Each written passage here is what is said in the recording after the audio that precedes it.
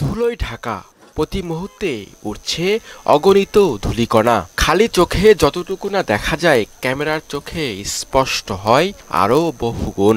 মাটি ও রাস্তা থেকে সৃষ্ট ধুলোয় রয়েছে অ্যালুমিনিয়াম, সিলিকন, টাইটেনিয়াম, পটাশিয়াম ও ব্ল্যাক কার্বন। বায়ু দূষণ নিয়ে গবেষণা প্রতিষ্ঠান CREA বলছে, বাংলাদেশে বায়ু দূষণের কারণে প্রতি বছর উল্লেখযোগ্য অসংখ্য অপরিণত ও কম ওজনের শিশুর জন্ম হচ্ছে। শুধু তাই নয়, বায়ু দূষণ অর্থনীতিকেও দুর্বল করে প্রতি বছর প্রায় 266 মিলিয়ন কর্মদিবসের ক্ষতি করছে। প্রতি বছর শীতকালে দূষণের পরিমাণ বেড়ে প্রায় ঢাকার নাম শীর্ষে উঠে আসে। এবারে শীতেও দেখা যাচ্ছে একই চিত্র। আমরা অনেক সময় বিভিন্ন অসুখে ভুগি, আর মেইন অসুখটা আসে এই যে ধুলাবালি থেকে। মাস্ক পরে আছে কারণ হচ্ছে প্রচন্ড ধুলাবালি। পানি দেওয়ার ব্যবস্থা সিটি কর্পোরেশনের উচিত, কিন্তু এখানে সেটা আমরা দেখি না কোনো সময়। একটা কাপড় তো একবার পরাই যায় না, নিয়ে সাথে সাথে পাল্টাইতে হয়। বায়ু দূষণ সব বয়সী মানুষের জন্য ক্ষতিকর হলেও শিশু, অসুস্থ, প্রবীণ ও অন্তঃসত্ত্বাদের জন্য অনেকটাই প্রাণঘাতী।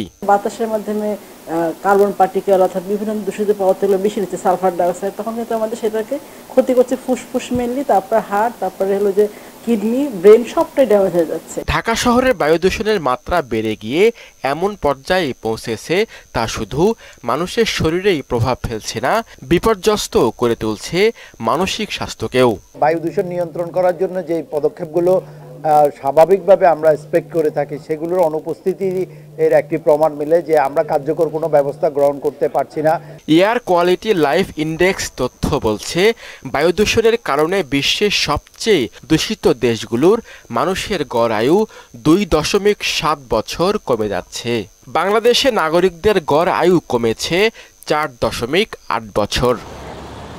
গবেষণা প্রতিষ্ঠান ক্যাপসের এক জরিপে দেখা গেছে, গত ডিসেম্বর মাসে একদিনও নির্মল বায়ু পায়নি রাজধানীবাসী। ফিটনেসবিহীন যানবাহন, ইটভাটা, যেখানে সেখানে খোরাখুরি এবং শিল্প কারখানার বর্জ্য পোড়ানোর ক্ষেত্রে সতর্কতামূলক ব্যবস্থা না নিলে কখনোই কমানো যাবে না রাজধানীর বায়ু দূষণ।